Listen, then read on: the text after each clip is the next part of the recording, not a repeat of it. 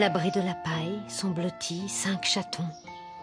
Un recoin choisi par leur mère pour les protéger des intempéries, mais aussi d'éventuels prédateurs.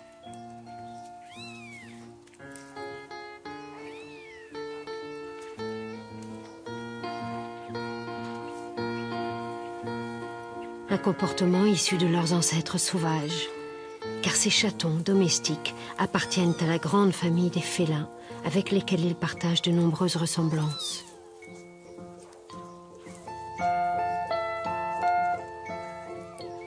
Comme leurs cousins, les tigres ou les lions, ils ont une tête ronde au museau aplati et des griffes rétractiles.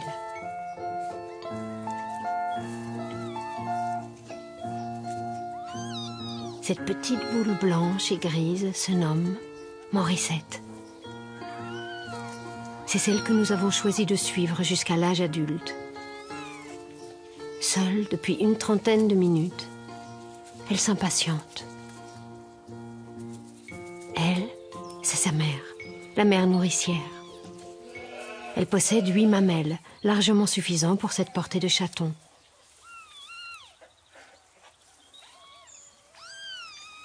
Mais il faut tout de même se battre pour trouver sa place. Et Morissette sait déjà se faire respecter.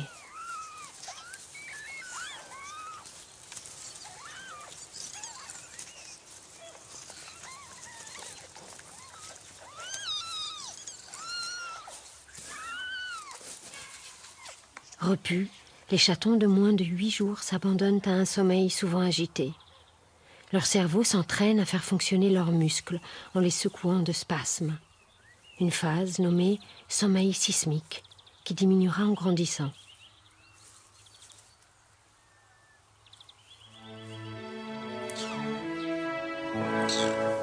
Une semaine a passé. Les yeux de Morissette sont grands ouverts, mais elle n'y voit toujours pas.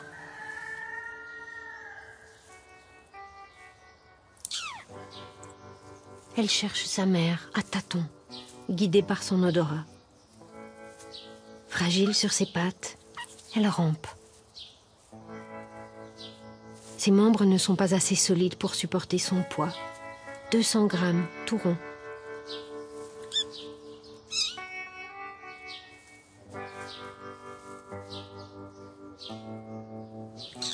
Ses miaulements sont des appels à sa mère. Stressée par son absence, Morissette cherche à attirer son attention.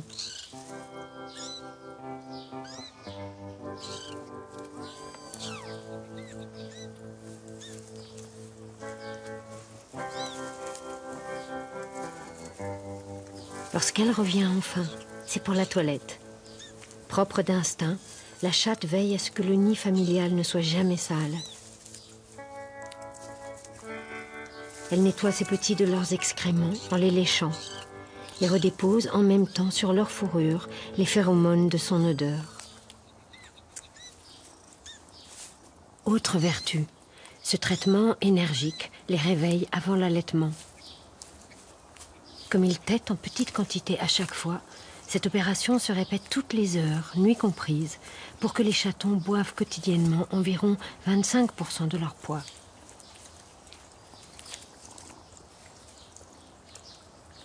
À 15 jours, ils savent déjà comment faire venir le lait en appuyant sur l'abdomen de leur mère. Un réflexe que certains adultes, trop vite sevrés, reproduiront plus tard pour se calmer.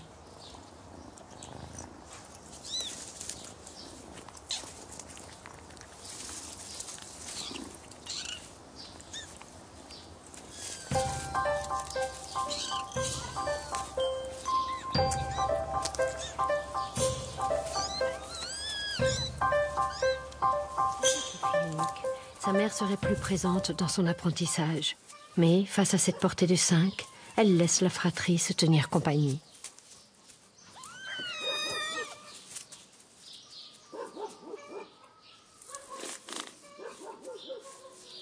Un câlin rassurant qui cache aussi une stratégie de survie, l'économie de chaleur.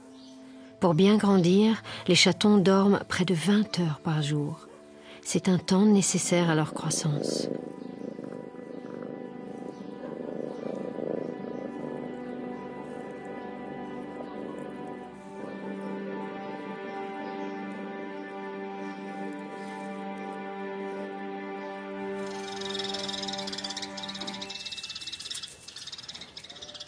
Morissette a plus de 2 mois maintenant et vit ses derniers instants dans cette grange. Sevrée, elle n'a plus besoin de sa mère et visiblement, c'est la plus audacieuse de la porter.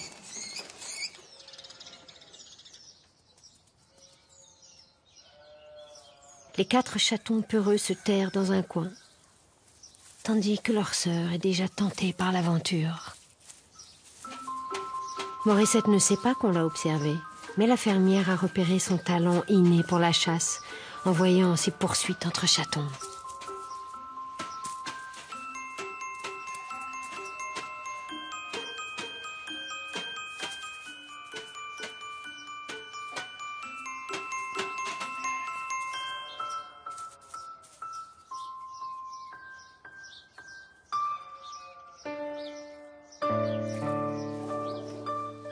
Ses mains sont celles de sa future maîtresse.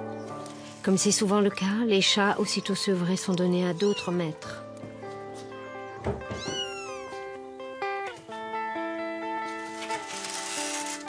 À son arrivée, Morissette est enfermée dans la cuisine pour lui laisser le temps de découvrir son nouveau domaine.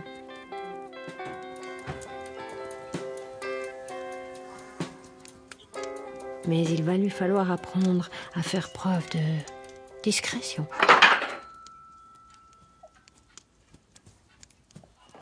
Et patienter un peu encore avant d'aller rencontrer tous les animaux de la ferme.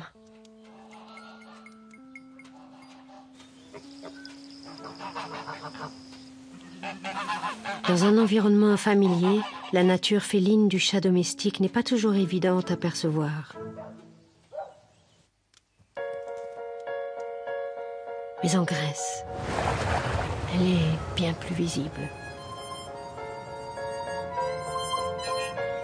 Toutes les vies de chat ne ressemblent pas à un conte de Noël. Et ce décor paradisiaque de la mer Égée ne garantit pas une existence idyllique. Mais cette mère Courage n'est pas la seule à connaître ce bon plan. À chaque retour d'un bateau, une scène impressionnante se joue. La colonie entière de chats errants se rassemble pour profiter des poissons abîmés ou trop petits. Comme les tigres, les chats sont des solitaires. Seuls les animaux errants tolèrent leurs congénères près des sources de nourriture.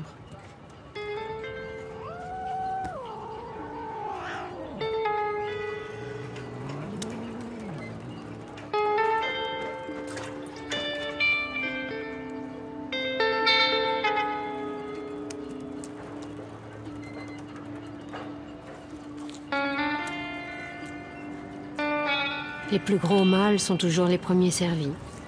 Mal placée dans la hiérarchie, la chatte noire doit attendre que les dominants aient mangé d'abord. Pendant que les gros matous se régalent, la mère réussit enfin à prendre sa part. Elle se nourrit, mais peut même réussir à rapporter un peu de poisson pour ses petits.